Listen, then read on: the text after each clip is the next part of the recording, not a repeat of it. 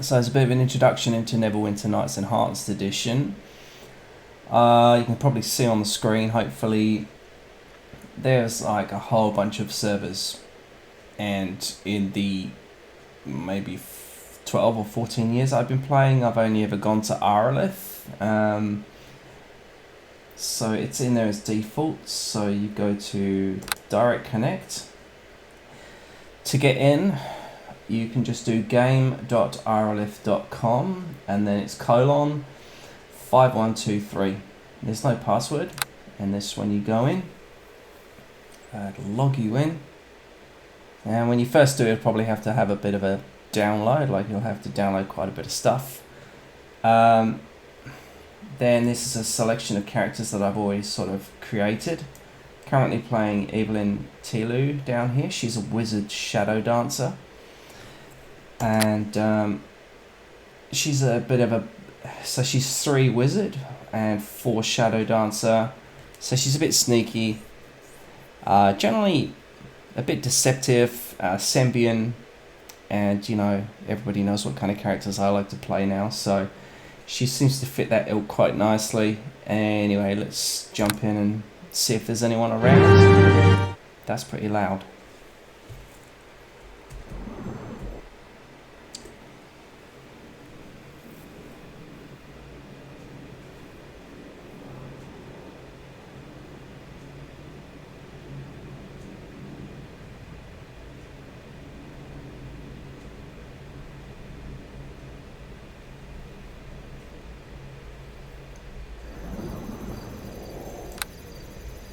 So it does pay just to adjust these panels as you choose. This will just tell you about what's happening sort of in game. I think there's sort of dice rolls and everything come up here, and I'll tell you who's entered the server, who's left the server. This is your generally your sort of talking talk bar, as it were. It'll give you actions as well if you're, I don't know, gonna attack someone or something.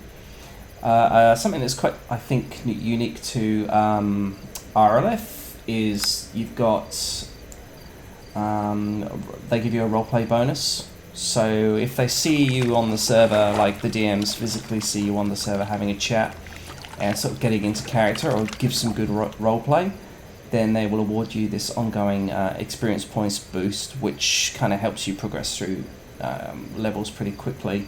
You also get experience points for exploring new areas that you haven't discovered in a while, and that can be quite useful as well. So there's other ways of creating experience points apart from just going out and attacking stuff.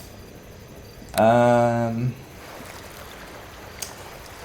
it tells you a bit about the weather. It gives you your sort of character's current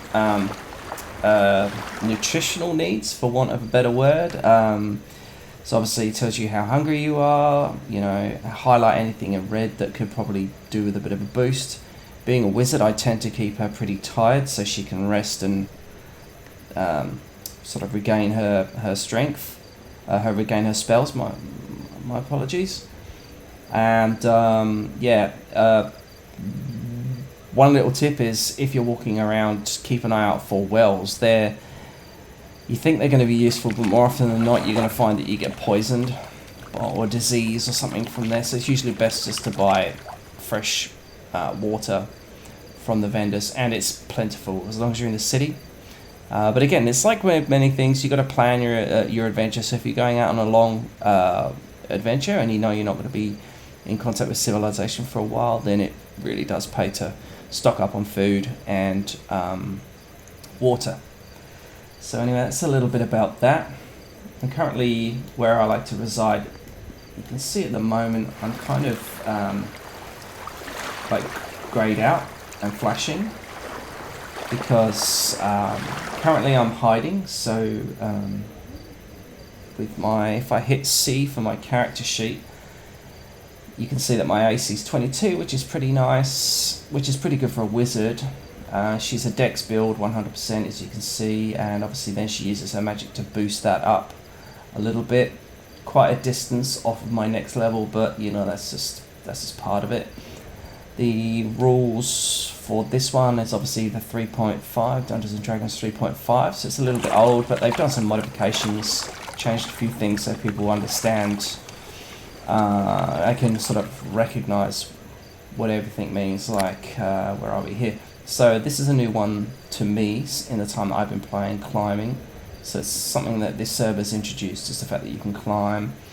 You've got things like, obviously, craft weapon, how good you are at healing, how good you are at hiding, and obviously hiding is related to your dexterity. Where else are we? Let me see. I'm going to move my little picture. Just over here is probably going to be a bit better for you guys, I think. So leadership is something new. You listen and you lore. Now what's good about lore is not only can you identify items that you find in the game, it's obviously connected to intelligence, but if you have a high enough lore, then you're able to decipher what other people are saying in different languages, which can be really good if you're a sneaky one or a bit of a spy, which is what I tend to like to play. You've got your sleight of hand. It's a really good way, basically, for me to keep in coin in game. I like to just sort of walk around and pickpocket, earn a bit of cash, pickpocket from hostile monsters. So things like, even things like rats will carry some kind of gold or maybe a gemstone. It's usually nothing great because it's like level dependent, but it can keep your pockets probably pretty well loaded. Her spellcraft is about average. You can taunt people and then they get negatives, but I found it to be not very effective because it only lasts for one round or one turn. And tumble is related to your dexterity. It's how you can avoid being attacked. So for every 5 rounds of tumble you have, it gives you 1 extra AC as a dexterity bonus. So it can be really useful. That's why mine's on 10. And in an ideal world, you'd have it at 10. At 15 or higher. So that's a little bit of an introduction into this character and her strengths and weaknesses. These are the feats on the sword side of things. Comes up and says feats. So she has dark vision. She obviously has a familiar as well. Now I picked the sprite familiar. Sprite familiars are just so useful. If they get hit, then they go down, which can be very frustrating, and you take a little bit of damage when they die, which is sort of fair enough. But the pixies or the sprites are exceptionally good at lockpicking, and they do a pretty good job of defending themselves as well. You can jump in them and they fly fast, so they make very good scouts once you sort of possess your familiar. So here you can see a few of the feats that she has, like one with shadow is I think unique to shadow dancers. So shadow dancer, this feat gives you +1 to hide for every shadow dancer level.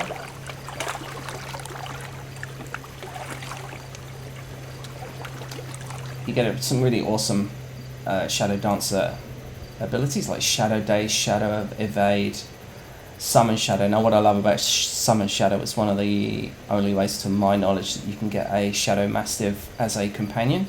They always look incredibly intimidating, but because of the mechanics of the game or the politics of the game, you have to be a worshipper of Shah in order to be a shadow dancer. So when people see you walking around with a summoned mastiff, they put 2 and 2 together and realise that you are colluding with the shadows, as it were, and ideally Shah. And Shah is very much unwelcome by most people unless they're evil. So you have to kind of keep that secret, but it still comes in very handy when you're out and about and things are going your way. You can throw a Shadow Mastiff in there just to soak up some of the damage. I've given her like a bit of a focus on, because she's an elf and the elf builds are pretty strong in this, so I've given her a focus on both finesse weapons and archery. But I've really chatted quite enough as it is, so we can probably just go and have a little bit of a look around now. What I've done, and there's lots of different ways, especially with this server. With this server you can perpetually walk if you want to type in special commands like There I just chose to speak common. If you hit enter and then do dash and then EL, I'll speak Elven because I'm an elf, and then you can obviously learn extra languages as well. If you hit enter and dash and I think it's Lang, it's not.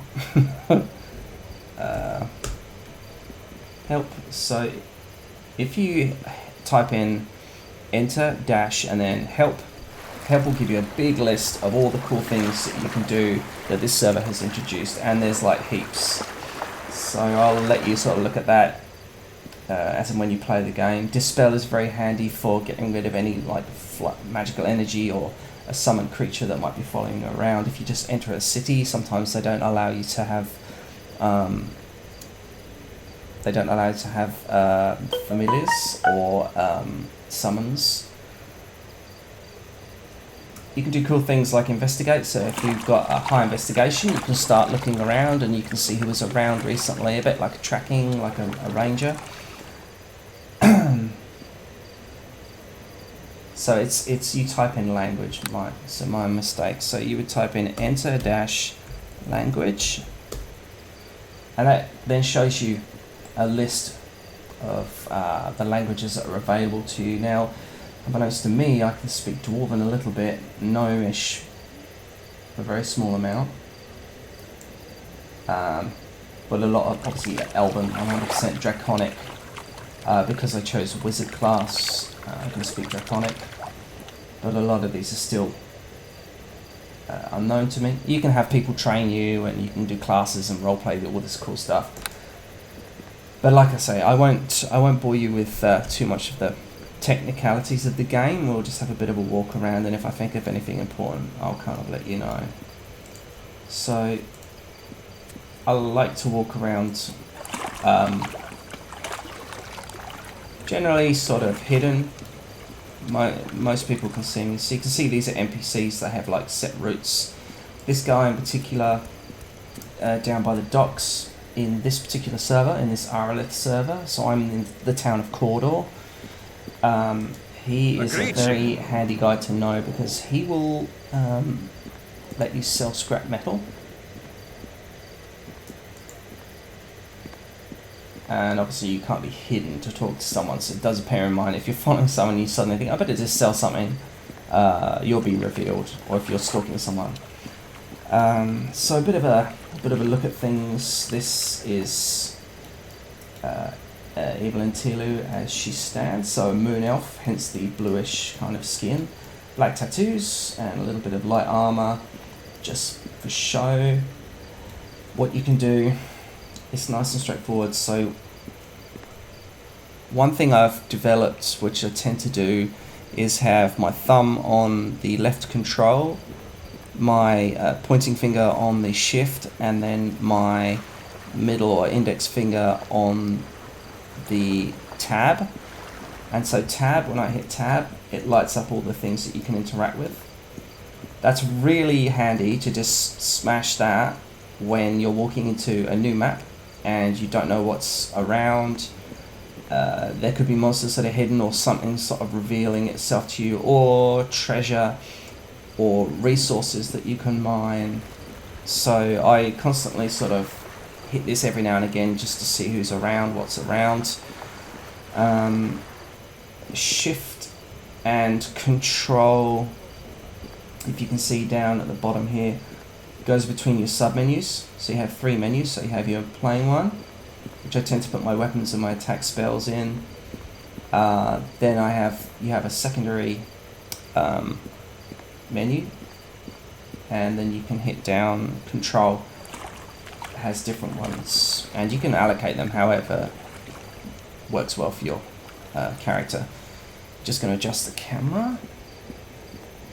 Let's just lift that up, get more of my big spam head in there. Okay, and a little drink.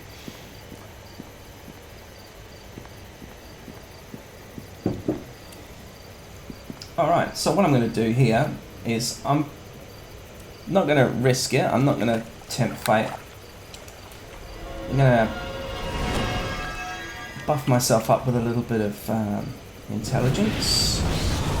that helps improve my wizard skills. So then I add my I'm using Cat's Grace to improve my dexterity. So now if you look, you can see that my dexterity has gone from 21 to 23, and my intelligence is also now 23 as well, which is just going to help a great deal. So what we'll do, we'll try and be a bit sneaky here. I'll go up and talk to this guy, pretend I'm talking to him, and then whilst he's distracted, I'm going to pickpocket him. Now, couldn't find anything on him, so I'll just go over and talk to this guy. It's a long day. I could use a drink. And I'll come in real close, and you can just talk to people using this menu here. So there's different sort of NPC chat options. It's completely different when you're talking to player characters. Obviously everything's done on the keyboard. You hit enter to type in, and then enter to send a message. So you can, talk to these people, but I won't bother with that quite yet. Because this game is so old, what they've been able to do is just like really improve it. So a lot of computers these days will be able to run it like with its full specs. So you get animated water, shadows, lighting. Obviously people are still a bit blocky, but they have, like if you'd have seen it when it first came out compared to how it is now, it's come on leaps and bounds. If you want to find people on the server, I believe you press P for player, and that'll give you a list of all the people that are currently playing on this particular server. So Arelith is made up of, I believe, 3 or 4 different servers. And so then if you see a friend, you can just click on their name and then tell a player or speak to a player, or you can invite them to a party, and that's what you can do. If you've got lots of friends playing, you can just like invite them all together and then say, hey dude, where are you? And meet up and have some shenanigans. It's pretty good fun. Like, it's a lot of fun. So recommendations when you first start is make your way to Cawdor, the Walled City Cultural District. There's a lot to do there. You can do a little delivery quest to start off with, which gives you a bit of gold and a bit of experience points. But you come down here, and like, whilst I'm still a relatively high-ish level, for me on your own, coming to the docks is a really good place. So this guy here, the captain, he basically always wants you to be cleaning out his ship of rats, which is just brilliant, because not only do you get potentially gold from rats, this server will divvy it up so you get so you also get like meat that you can use to cook and what have you, and then also it will give you like pelts as well, and then you can put the pelts together to make cloth or other resources that you might need for crafting. It's quite crafting sort of orientated. But anyway, this guy will also give you 5 experience points for each tail you find. So you get experience points for killing the rats. So when you're low level, that's pretty good.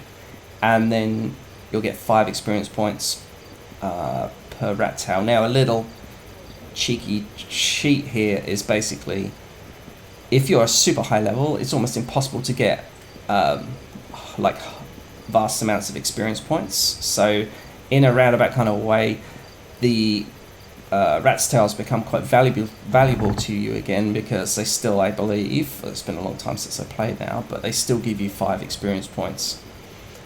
So that's always something worth considering for sure. Anyway, we'll go in and so draw my rapier, and we'll see if we can go and mess somebody up. So as an elf, it's really annoying. As an elf, you perpetually run. So a way to make any character not run is by pressing shift and then clicking.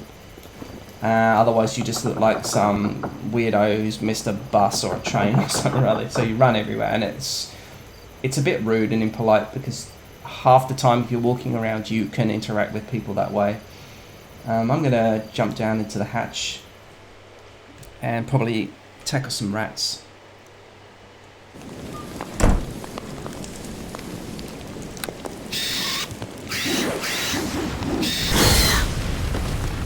So, thank goodness for flame hands. Burning hands, sorry. You can't really go wrong with low level things like rats. They're very easy to kill. So what you can see here is, despite I've got the gore turned on, you can turn the gore off, you can turn it on. So I've got the gore turned on. What we've got here is the bodies. They all display as interactable like cadavers or skeletons. And what we can do is just click on one, and when you click on one, like I said, you've got the animal meat, you've got the animal hide, and then you've got the rat's tails. Now, I'm not a tailor in this.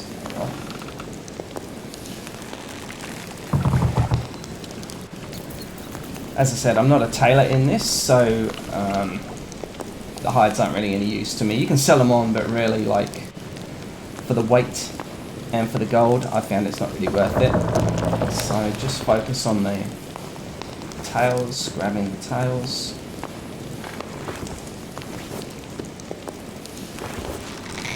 And you just click on each one. And like I say, when each one is 5 experience points, it doesn't really matter that the rats are only giving you 1 experience point at this level. No. So you can obviously run if you want to.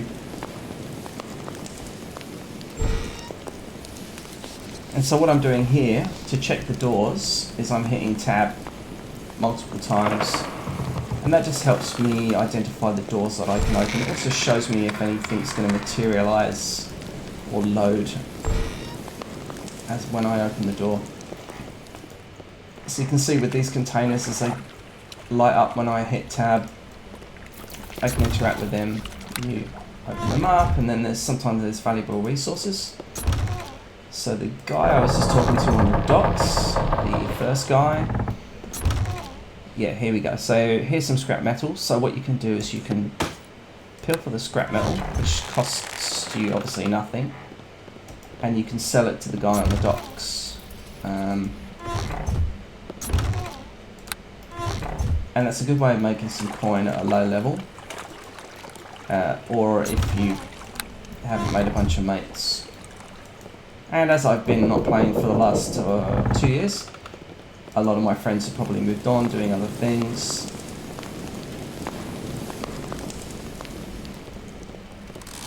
So I'll go down to the lower cargo. I'll have someone there so I can go into stealth mode quickly. Hasn't helped me because they've already seen me. Come to your death!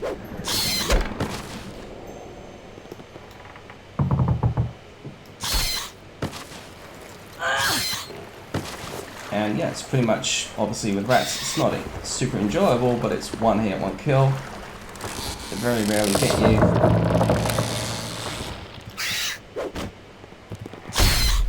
See how the tumble came up there? So that was me moving. They don't get attack of opportunities on you if you've got a high tumble. I just got a warning there that my headband of intellect that I sort of crafted is slowly depleting, so I would need to look at getting that fixed. Luckily I'm a gemsmith, so that's something I can do. Occasionally you'll find magical items. This one isn't exceptional, but if you're starting out it'd be really useful. You know, you've got discipline, which stops you from getting knocked down. Listen helps you sort of detect enemies that are like hidden around corners or sneaking up on you. And taunt is like using your charisma to sort of make them, I don't know, feel bad or doubt themselves in battle.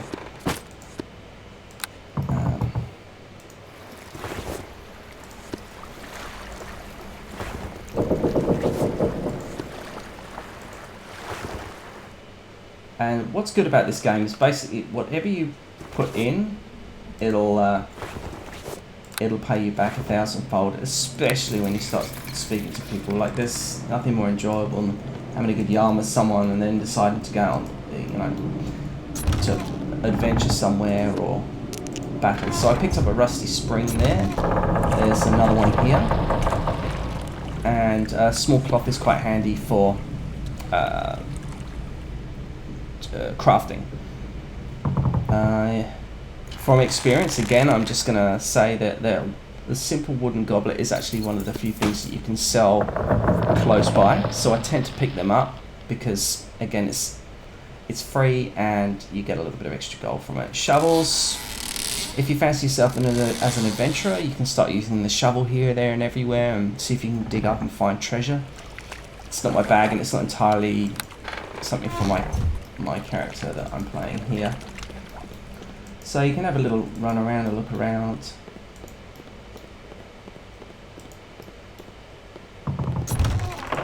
Barrel's empty. Another good thing about these locations is they do get a lot of traffic, so if you're hanging around you can usually spark up a good roleplay session with someone and have a bit of a chat with them. And like I say, get into some mischief, create some bonds, a bit of friendship.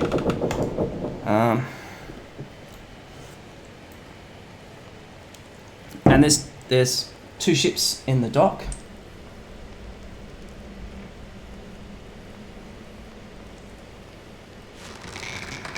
And I'm just checking my phone.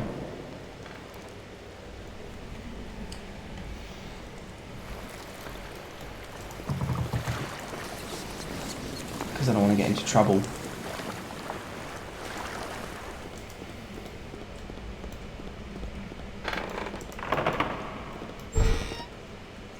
So beautiful. There's another quota of vicious rats are going. Oh yeah, that's the other thing. So you can go hands-free. So once you've set into attack, it auto attacks the next creature. So you can monitor it, but like a low level like this, you don't have to be too strategic about which like first level rat you attack. You can just kind of let it do its thing. Sometimes you get unlucky though. There might be like 3 or 4 critical hits, and then suddenly you're having to use a health potion or what have you. But yeah, no. More often than not with the rats, it's fine. So races I tend to play are actually not wizards very often, to be honest. I only played wizard because it's a good way of getting into the Shadow Dancer. Let's say, generally play clerics because I love the whole like dogma and the lore and all the gods. So clerics I know quite well. Rangers are also a very strong choice, and monks are fucking insane in this. They're great as spies and they just mop up. Like a high level monk is a very scary prospect and you don't mess with them. But like I say, I'm playing a Shadow Dancer at the moment, so you can see I've taken a bit of damage here. You know, for something as small as that, I can just use so there's herbs that grow around all of Cawdor and all of Arelith, and you can just pick them up as long as someone else hasn't recently taken the crop. You can pick them up and just use them, and they will just heal you like 5 points. So I just healed myself there with 4 hit points, and I can just go in and grab these tails. It's been so long since I've played this that I always wonder if some of the stuff I've got is like contraband, because it's from ages ago.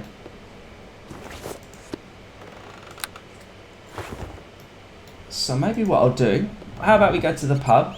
Now there's 2 pubs, there's lots of pubs in Arelith, but in Cawdor, the one I prefer to go to is, just got to turn this volume down, it's a little bit distracting.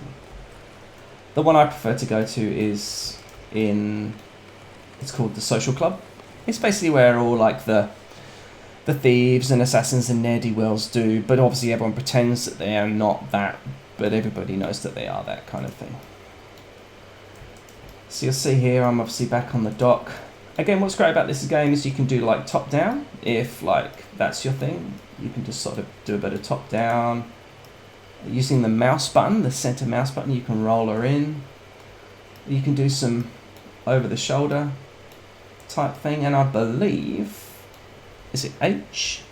No, H clears the thing, but there's one mode where you can get rid of your character and it's like first person.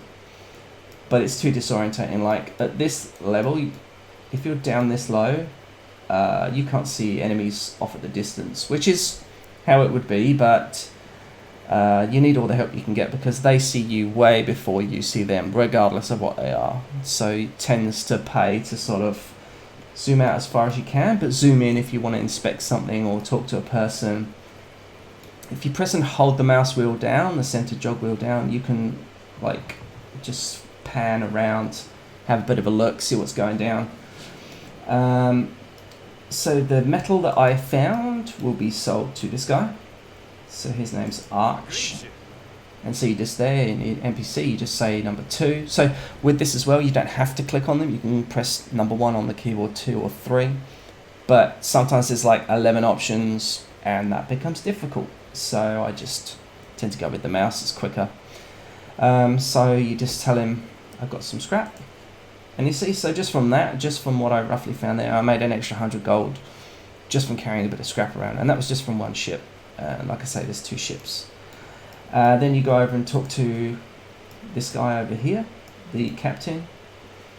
He's pretty awesome. He's obviously a bit of a salty sea dog. And so I've had a dialogue before where he tells me that he needs rat tails. So you say, thank you, sir. So here you can see I acquired 85 gold pieces, as well as 85 experience points. And obviously it's taken from my inventory, the rat's tails that I found. One thing that they don't like is if you're walking around with a weapon sort of exposed, it's threatening and the guards will tell you off, and then you think like, I'll tell the guards to piss off. Like the player character guards, this is obviously the NPC guards.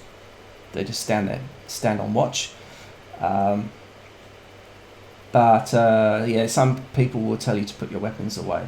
Again, a really good thing about being a monk is that your hands are your weapons. You can't put them away. I haven't been in this room, so I'm going to have a bit of a look in this building and see what's around. I could die, but I doubt it.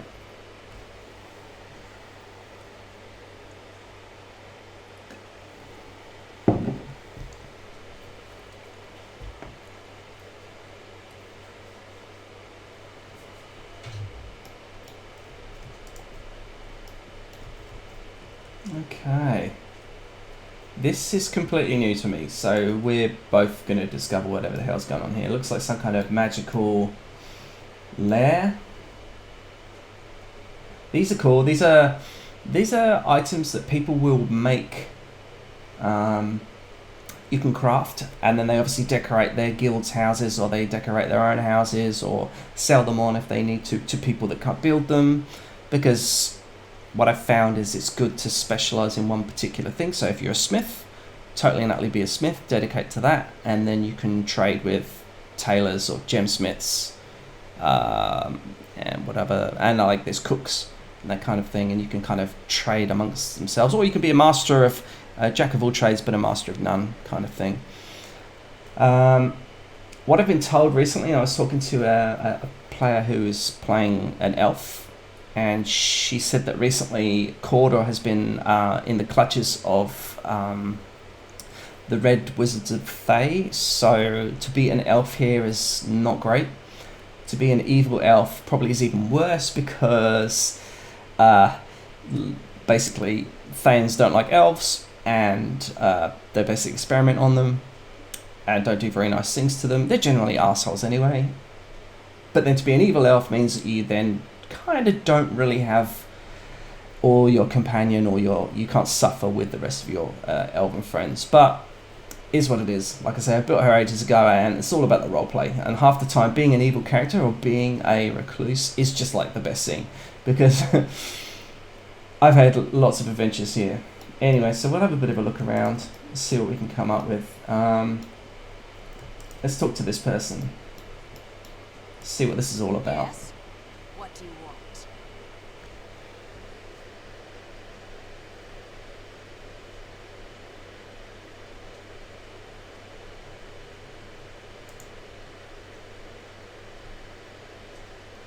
Okay, so this looks like a hired, like militia, as it were. So obviously someone that can come along, like escort you.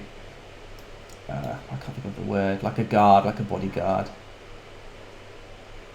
This is very interesting.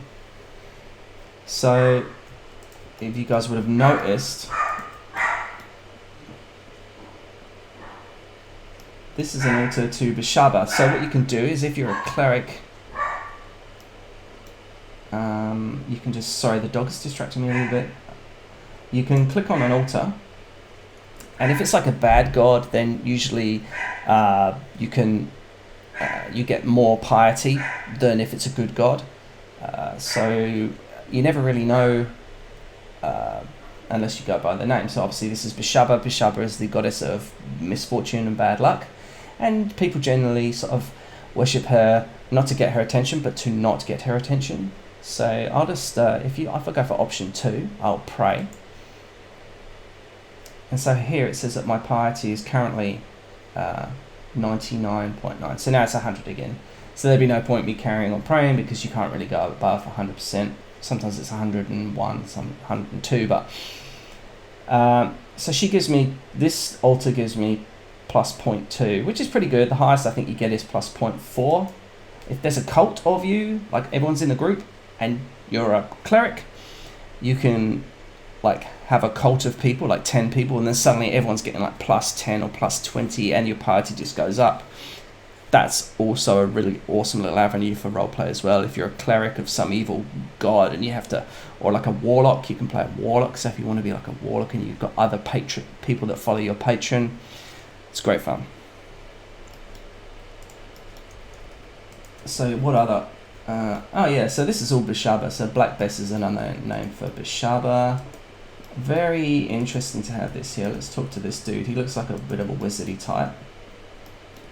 And with any luck, might sell me some cool stuff. Okay, it's a her.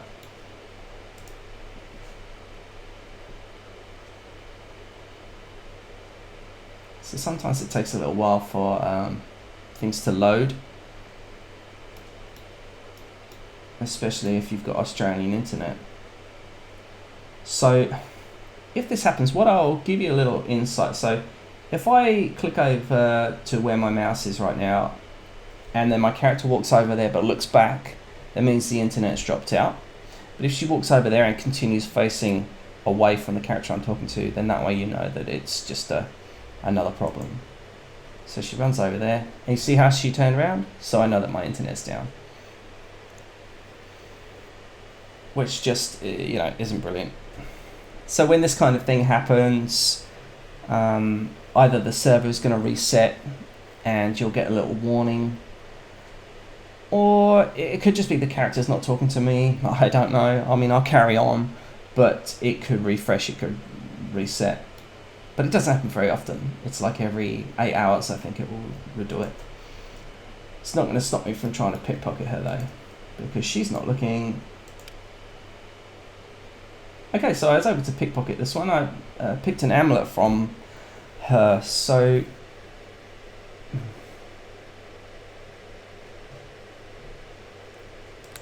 when it gets a little bit shaky like this, I like to tend to save. So here it says your character has been saved. So it's been, what happens is all your information, all the stuff that you might have acquired, experience points and everything, gets uploaded to the server. So there's no danger of you going up a level and then dying and then suddenly, or re-logging in and having not gone up a level or what have you. So that's pretty handy.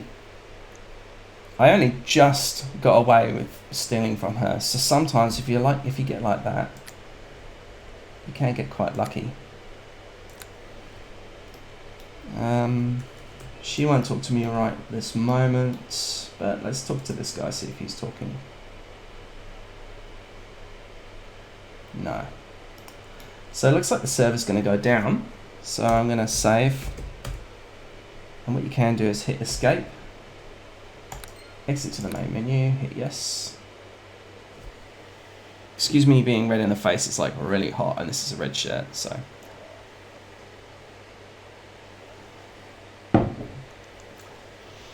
So we go back into multiplayer and join internet game. You have to go and log back in again, it's a bit annoying.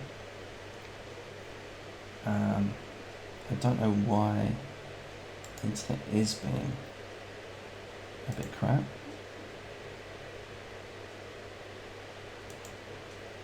But it hasn't complained so far. Anyway, so you would just then go to Direct Connect. Click on that.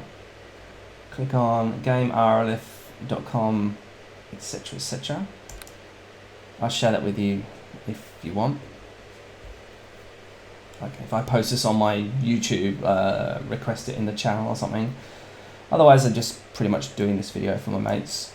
So again, we've just popped down to Evelyn Telu, double click. And sometimes it just needs a bit of a kick up the arse.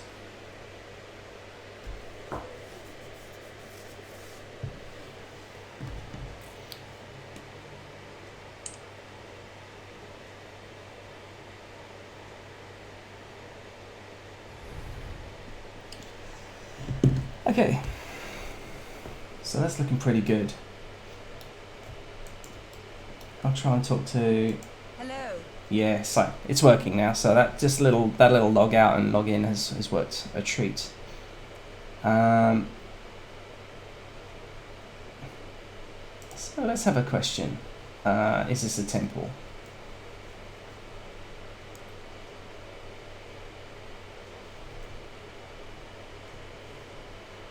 Nice. I think I like this place.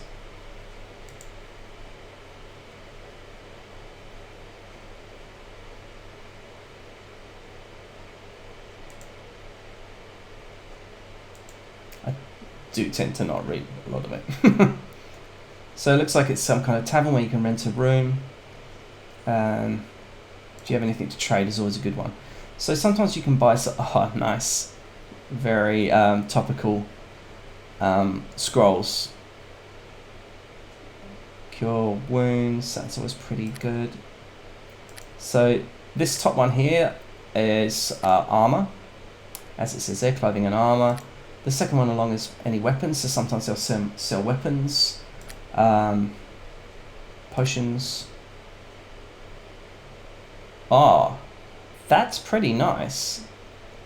So you've got a protective symbol of Bishaba, and 886 gold in this game is pretty good. So whatever it does, let's have a look.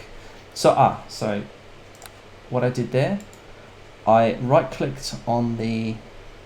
So that's right-clicked on the item. You go up to the examine, and that will tell you more about it. So, you know, if you were level 1 and you had a bit of gold behind you, that would be pretty useful. Like, improved saving throws universally with +1. It's pretty good. And gold value, 1266.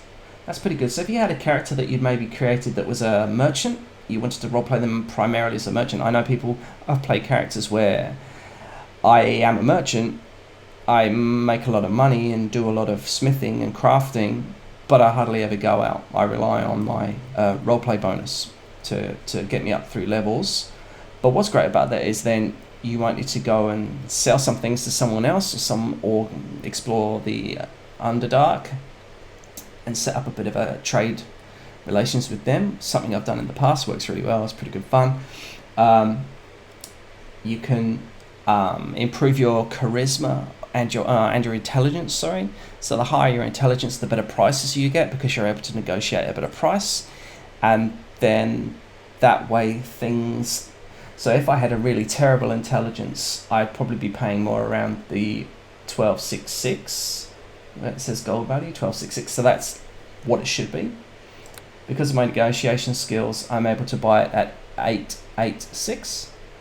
But if I was a merchant with really high intelligence, then that would probably be even less. And you could do things then like buy them here for 886 and then find a merchant somewhere that would buy them off you for, say, £1,000. That's how you make your money, and that's how you start developing your character in different ways. Again, freaking awesome. There's a few items here as well. Med kits, by the look of it, at good prices. They can be really handy. I don't think I'll buy any yet. And portal lenses. A portal lens is a small little kind of get out of jail free card. As you go around, there's portals throughout the game because it's so big. this portal lens will allow you to, wherever you are, so someone imprisons you and they don't take it off you, or you don't know that you don't let them know that you've got it. You can use your portal lens to portal back home into safety. Again, really useful to have one of these if you're in the Underdark, because the drow characters in this, whether they're NPCs or whether they're player characters, are mean as, and you can be enslaved, and you will spend the rest of your life in the Underdark as a slave, which is great in itself, really good fun, but heed my warning. So I'll see what this guy has to say. I greet you. Now, he's just literally an NPC, like a guard. This could go wrong, but I'm going to try and pickpocket from him, and he's seen me. And that's because his DC is 44, which is something I've never seen. So the problem I've got now is, what I've discovered, is they won't rush you for detecting you if you're in the same room as them. But if you were to leave the map, that scene, and come back in, they will tend to have a bit of a go at you, or at least used to, and it's not something I'm prepared to find out. Luckily, a lot of the other NPCs don't care, and this is quite a quiet building. So, but let's get out of here. I've had a bit of a look around. Like I said, let's go to this pub. Let's go to the social club.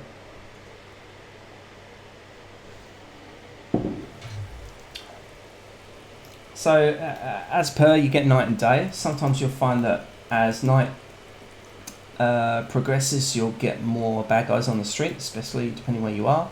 If it's not established town or city, then you're much more likely to get cut purses. So I think I've even seen drow surface raiders that will come up and try and sort of attack you, and they do a very good job of it as well. Here is an entrance to the sewer. There's heaps of those around. You've got a bank, so you can put your money in a bank, so because when you die, your body's there, other people come along and they loot your body of money, which is really shit, because you might have been on a big adventure, got like $3,000 in your pocket, and you think, winning, I'm going to go and buy that weapon I want. You suddenly die, and then the next person that comes along that finds your body, that doesn't know about you, will just come and take your gold, and then they've gone and made a cool $3,000, and you have to start all over again, and you've lost experience points, which really sucks, like really sucks. So this is someone who's hiding from me. I was just able to grab her and have a bit of a look at her, so let's have a look. Half elf, lavender. Here it'll give you a rough description of how they sort of handle themselves. So her strength is low, so that would suggest some kind of magic user or a dex build. Very high dexterity and a very high charisma. I'm guessing probably maybe a warlock or a bard of some kind.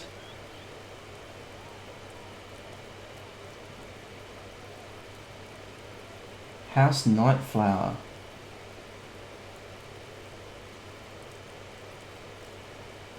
And that's a great thing. So that's when I'm sneaking around, that's all people will see. When I get that close, I blow my cover, and then people will notice me, and they're able to have a look. Now the problem I've got is I started in a pirate town, and one of the rules of being in the pirate town is that you get a tattoo, and that tattoo stays with you forever. So if you decide to start there, and it's great to start there because everyone's a bit meaner and the gold is better, but the downside is that you get this tattoo and everyone sees you as a pirate, so you either have to say, dude, it was a long time ago, or face the wrath. So again, kind of stands out. So here it says, this is me, this is Evelyn. So I've just written like a sultry looking moon elf with a strong Sembian accent. This character has tattoos marking them as a pirate of Sencliff under Pirate Greenhorn. That's pretty good that they've introduced the pirate that's doing it, because again, the politics always shift in this. So Pirate Greenhorn could have been literally someone that was around maybe 2 years ago, isn't around now. And so that's when it reinforces your argument that you're like, yeah, this is ages ago. It takes a little bit to get to Cawdor, and to be honest, I love Cawdor, but I've found that the spores are a bit better at Sincliffe. So this is the arena off to the right here, this guy. And these are houses that you can either, so this is one you can buy. So when you're quite rich, you've got a bit of money behind you, you can buy houses and then deck them out, have them as guild houses, or just a place to store your goods. Here, I'm just going to run there. Here you can see that there's shops, so these things will tell you the name of the shop. You can click on it and find out who the owner is. Let's do that. So if there's something you like and you think, hang on, that's a bit expensive, you can try and hunt down this person or send them a message, like a speedy, it's called a speedy messenger service. And you can say, look, there's something I'm interested in, but I think I'd like to come to some arrangement. This is great for roleplay, because then you can have like a really cool negotiation kind of thing that doesn't just rely on your figures and that sort of thing. And they might say, oh, well, I'll tell you what, if you can go and get me, say, rat's tails, I'll give you this for a grand less. Or sometimes they just give it to you. Like, to be honest, I've found a lot of people will be quite generous and they'll give you stuff. So it tells you how much it costs them to maintain their shop, and obviously who owns the shop. Can be quite useful.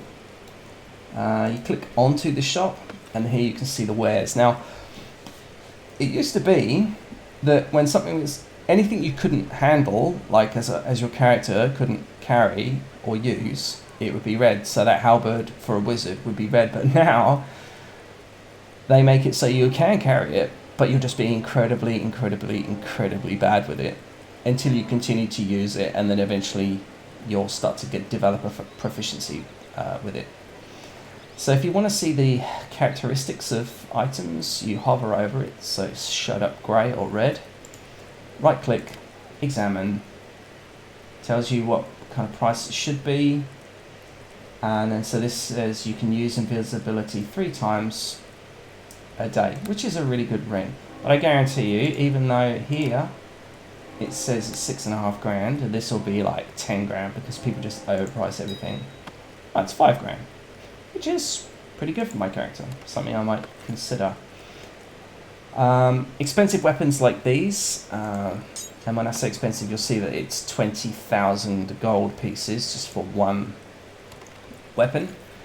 Can be have essences infused into them, so then you can have fire, electrical, necrotic, radiant, or holy, or whatever you want to call it, and they can all be infused into the blades, and then you do extra damage with them, and you end up just like mopping up, being this killing machine. But yeah, you need high quality blades in order in order for them to be able to retain the enchantment or the essence. And so, worth having, worth being a smith. You make a lot of friends as a smith. You probably get quite a lot of items come your way as a smith, but also that said, for anyone that makes armor, like a tailor, the tailors built the armor. So yeah, so I won't bore you too much with everything that happens there, but I will just sort of show you around it. So there's notice boards around. This is a notice board here. This you can have them built by carpenters. Carpenters will build you sort of wooden items like chairs and decorations and furnishings for your house or temple or whatever you buy. And on notice boards you can leave notices for people like, can you build me a so-and-so, or the next guild meeting is in 2 days, or we have put together a bard performance, and you get a whole bunch of player characters together, and they all do like performances and dancing. You can dance and sing in this, fucking, you name it, all of it, bloody awesome. So I'm just going to run through the town. Now this guy I always go to, because he buys most things, or used to. And the other good thing, with this barrel in particular, a lot of adventurers come here and then they just dump all the stuff that they couldn't sell. It's still incredibly useful, like some of it has real high value, but the guy, the shopkeeper here just wouldn't buy it. So we'll have a look in there. So yeah, loads of nice stuff, like throwing axe +1, that would be pretty handy. Minor evocational studies, yes please, that's going to be really good for me. Because that will give me all of, like, magic missile, and there's some charges there still. So then I can just drop this like this into my quick menu, and then it's just go magic. I mean, this is disgustingly good. Look at that, I've got 38 magic missiles at level 5 that I can just fire bamf out at people. You can use shurikens if you want to. What's this, Dreams of the My Arts? It's just naff. Dart +3, that's quite a regular thing.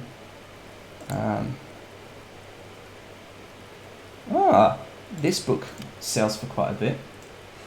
To the right person. Yeah, see how the value is 260, so this one's always worth keeping an eye out for. Companion Studies on Electricity, this could be a magical book as well, but it isn't.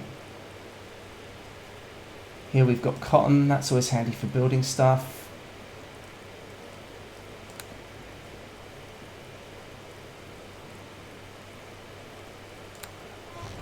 Fantastic. So what a lot of people don't know is that you can actually sell the books just up here in Thoramin's magic shop. So I'll go to see what this guy's got for sale. Sometimes people just want to offload something that's really heavy, like a battle axe or something, and again, you can just buy crazy good items off this dude. Again, if you're gonna play like online with me kind of thing, then we could go through all this, and I give you a 1-to-1.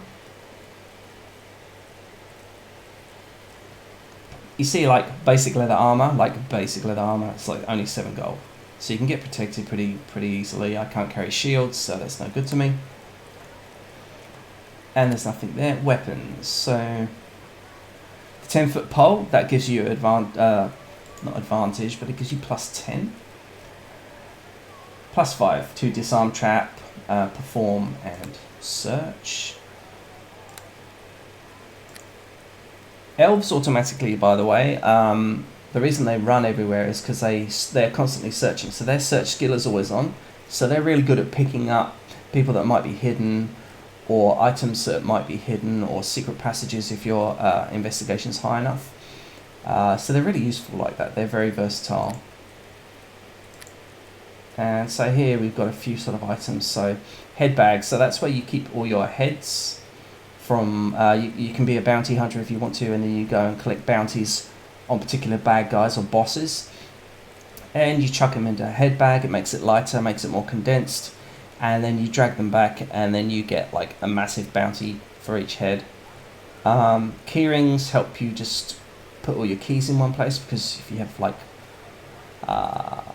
say you have a wife who has a house, you go there and she gives you a key, or you have then a house to your guild, that's another key. You have your own house, blah blah blah. So that's always worth doing. Glow sticks is just like a light cantrip. Travel provisions is your food.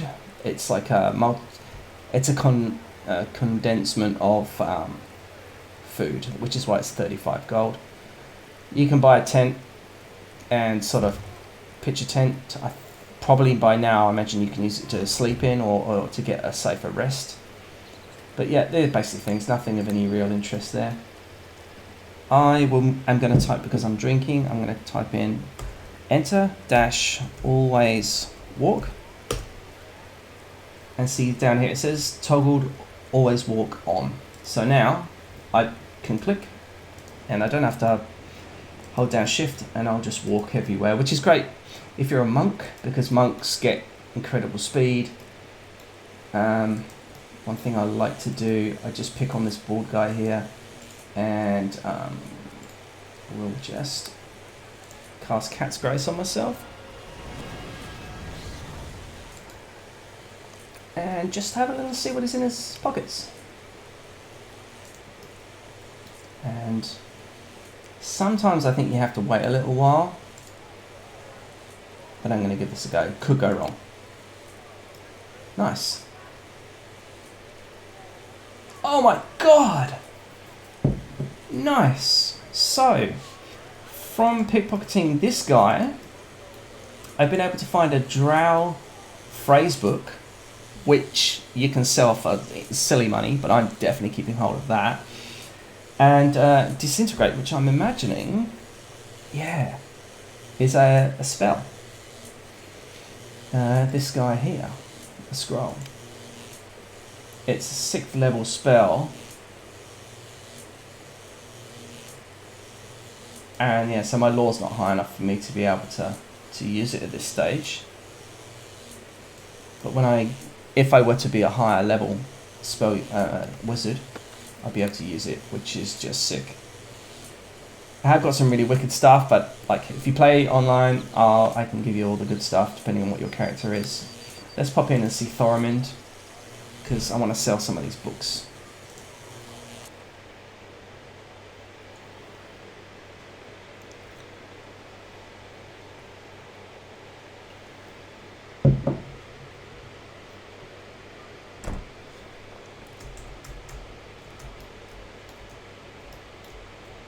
So here you have like a workstation, so this is where you can do crafting, this is where you can do alchemy, so this is where you can build your essences or poisons or anything you like really as a character, even brew, you can even make beer and then name your own beer and be a brewer. There's a tailoring over there. And this is also, you can use this for repairing any items that might be getting a bit tired. They've changed all this since I was in here last. The bookshelves are back. So the bookshelves last time I came in here weren't in here. But you can go through the bookshelves and sometimes you'll just find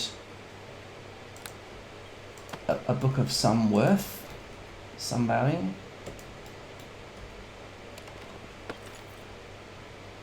But not very often. But these are a great way of telling you a bit about the lore of the place. For anyone who doesn't know, like it's how I learnt about all the gods and what have you.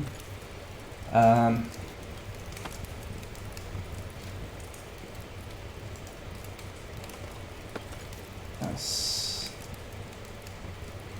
Oh.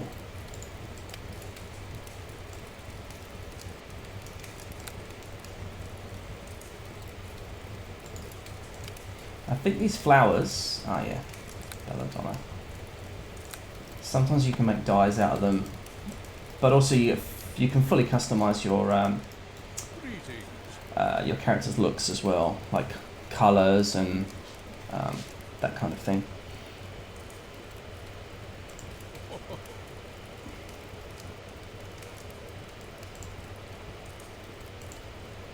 So let's see what I can sell to him. So here I can obviously sell all these scrolls. Now there is a cap. Usually with NPCs of what you can sell. So although I'm only getting 359 gold pieces for this, you probably find I could probably get about $1.5 grand, $2 grand, or maybe 800. But there's a cap. So like this light scroll, it's the first level cantrip. So that's why I get 14 for 2 of them.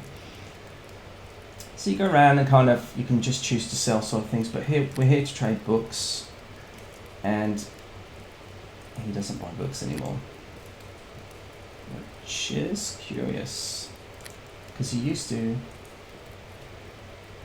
Oh look, there's my Zanelris phrase book.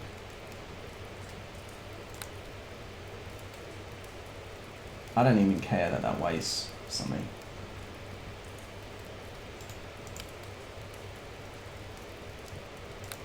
So I've got this. Is good for if you're a disguiser. So you can. One of the things you can do is you can be a master at disguise and create characters within characters or personas within personas. So you can be a bad guy, be a ultimate spy, and just literally walk around all of Cawdor all the time as Mother Hubbard or something or other, or some guard. You can dress yourself to look like a guard and walk around with a halberd.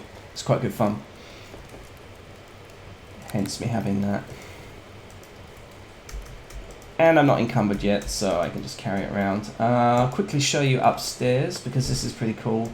Thoromund's is one of the closest and best places to come, because again, bookshelves. nabbing the books. Sometimes you get books of summoning, which is why I like to look, and they will let you summon creatures or elementals, and that can be pretty useful. So here, this is your enchantment basin. You can enchant weapons and items, pretty much anything you fancy. I have them glowing if you want, or increase their damage.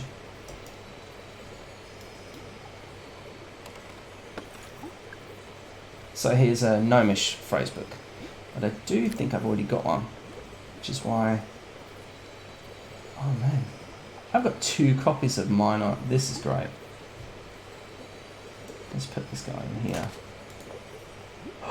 Got 50 magic missiles there. That's insane. With these 2 books, I just never even need to worry about spells anymore.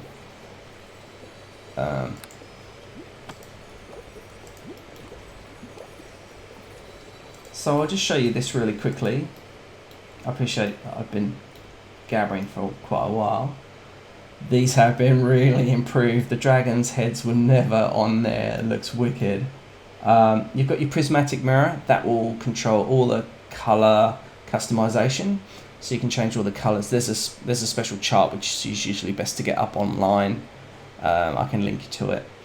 And then you've got your they just do prismatics now, because what you can do, here we go, distorted mirrors. So distorted mirrors change the look of something. So if you wanted to, you don't really need these mirrors, because you right click and then you click on special abilities, crafting skills, and then here you can, you know, toggle whether you have your helmet on or not, change the look of the helmet, change whether you can see the cloak, whether you can't see the cloak, what it looks like. There's just so much, like change the look of your weapon, which is pretty good. I mean, let's see what I can do with my weapon while I'm here. So I've just got a pretty typical rapier. I figure she wouldn't have anything too garish. No one really wants to draw attention to themselves if they're a Shadow Dancer spy, but it might be quite cool if I've got a different looking weapon. And this particular thing does take a while. So the top is the blade, the middle is the hilt, and the bottom is usually like the shaft, as it were.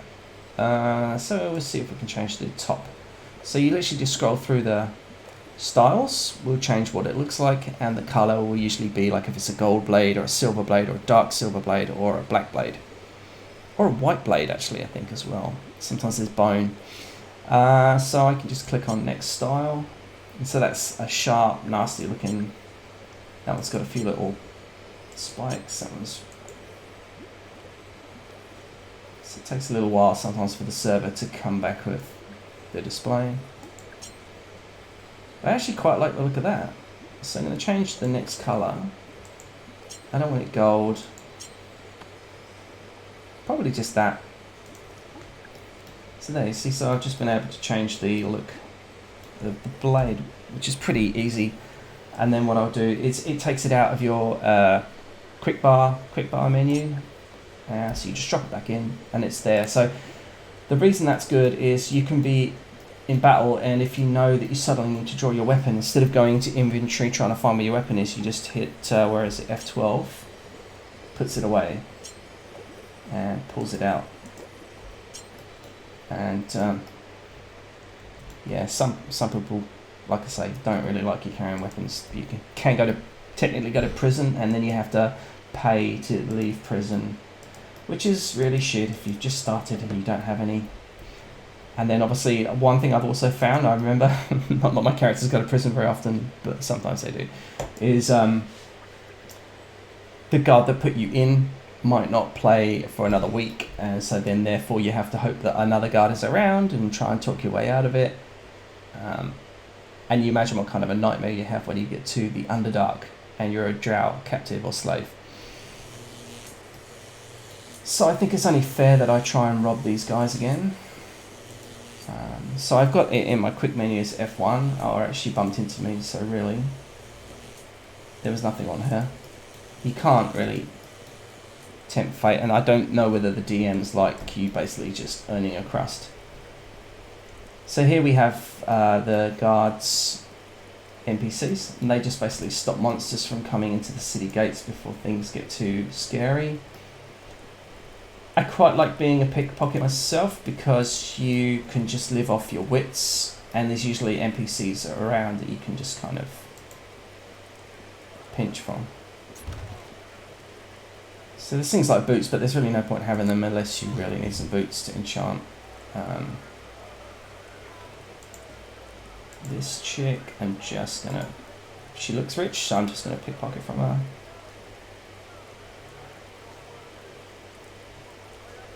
Be pretty obvious about it.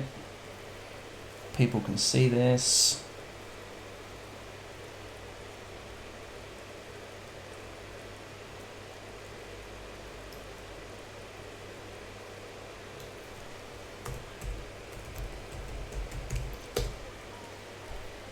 I've deactivated my always walk because you don't want to just walk away from someone that's accused you of being a thief. You kind of do need to run.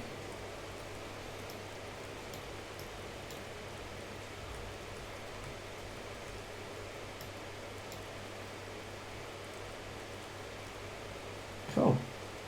I'm actually really going to town. I've never really seen it do this before, but no one's looking. She's a difficult one to pick from. I'm going to not do it anymore. So the reason I know that, I should have mentioned, is that on this menu, down here, it'll give you your dice rolls. So it says that I was successful at pickpocketing her because I got a 15 plus my 24 equals 39, and her DC was 30. Most NPCs are 30 or 20. And some obviously are a bit more. I'm gonna. So these stores here are weapons. I'm really crying out for a new weapon, but I've got some money, but not much money. Blade of Roses +3, yes please, that would be amazing. But even just game price is 56,000. No, fuck yeah. Yeah, 56,210. Crazy. It's because it adds 2 to your charisma. And it's a +3. But you can just get some crazy... Oh yeah, you can also buy and own horses and jump on them, and then you can be like a cavalryman if you want to, or like a lancer and that kind of thing. It's not really something that's ever taken my fancy because I don't know how to do it, basically. So this one would be nice. This would be great if you're a monk, because it's a karma.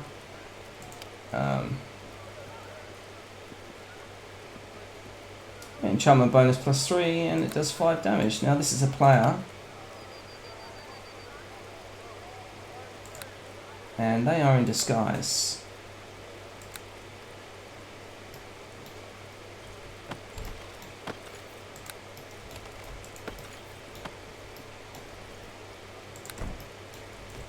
They went into the bank. Now, I'm going to follow them into the bank because they were acting a bit shifty, and I don't like carrying my money around.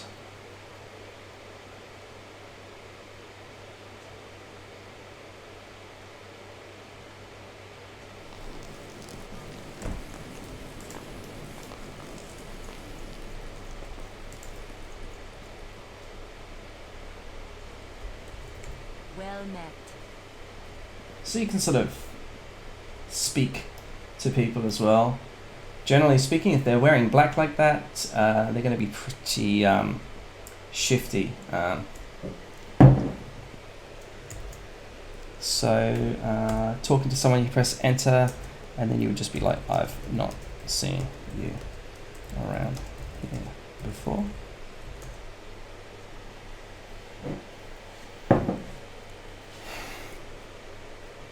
Shit, and I said it in Elven, which isn't great.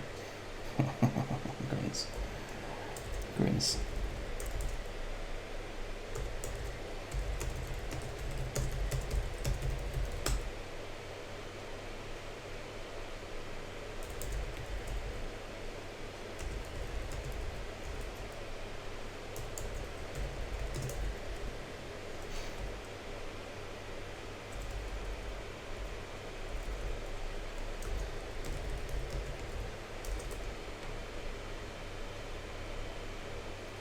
So this is just where I'll be having a little bit of a conversation with this person.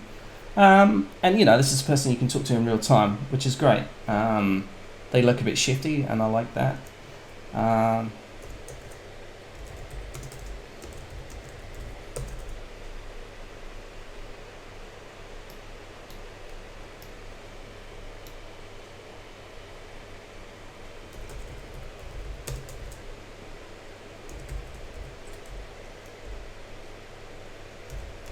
Haven't been on these shores for some 5 years now, but I still know how to make some coin.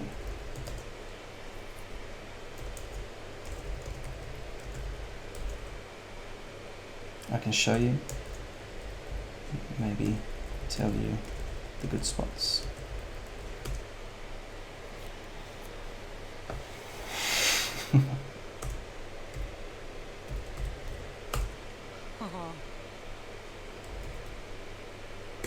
Yes.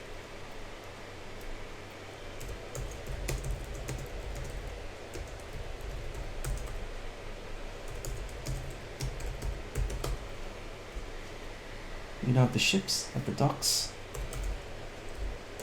Yeah. That situation.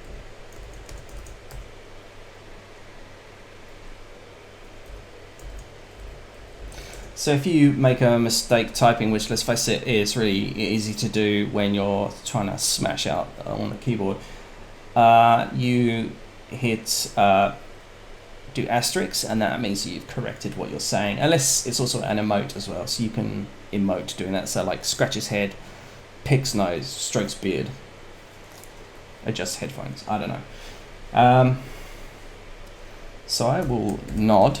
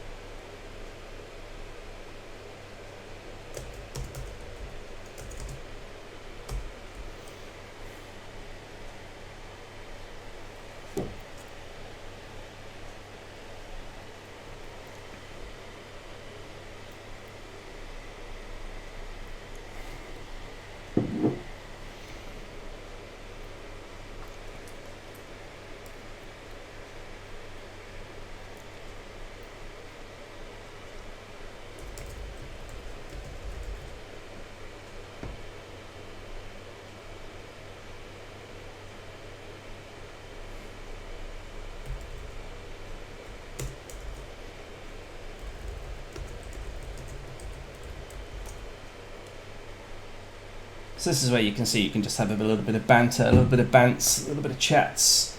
Change your camera angle. Always point. You can always pick new characters because basically they always have low health. Pleasure to meet you.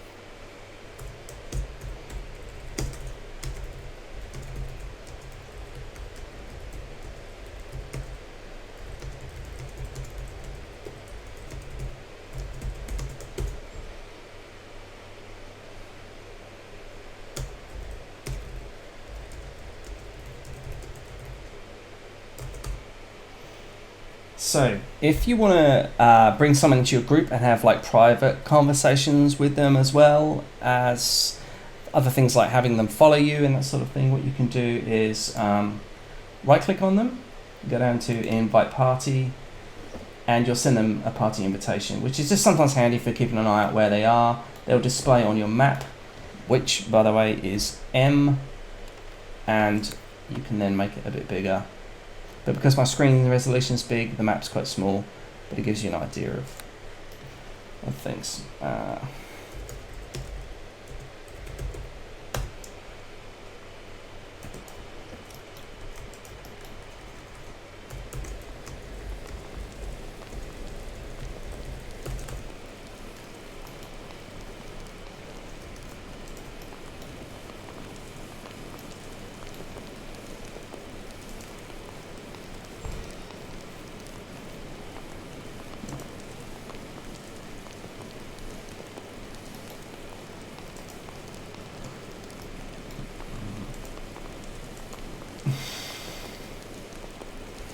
it would seem that the server might be pulling out a bit there.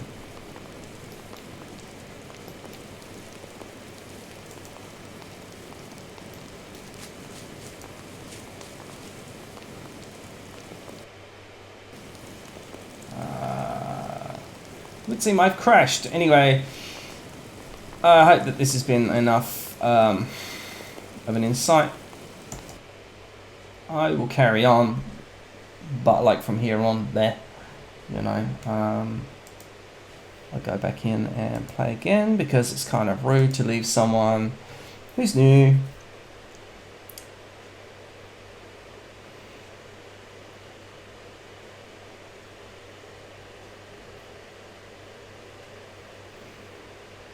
I'm just looking at my playtime and it's 519.8 hours. Fuck. So yeah, I do love it. I do love it. And that's on this version, not in total.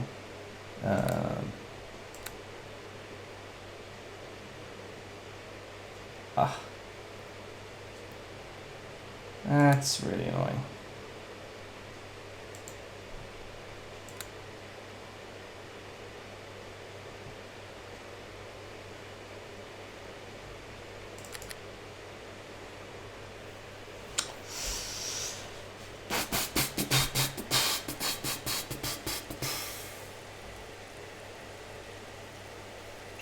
So I think the server's down. So that would be a good point for me to probably end this. The way you can tell is because, so this gives you an idea of the servers that they have now. So you can go to the surface, Gilderand is a new one on me, Cawdor Plains, that was there, but I can't quite remember where that takes you. Distant Shores has got to be the pirates, and like the deserts, and then this is the Underdark. So when you get this, you can technically go straight to the Underdark and like bamf it there, break the game, play around, talk to some people, interact, and then when the server remembers that you're not supposed to be there, you'll get hoisted back again. I'm not going to do any of that. I'm just going to, you know, hopefully you've had a bit of a taste of everything that kind of goes on. And yeah, I'm going to stop recording. So yeah, I hope you enjoyed that, guys. See ya.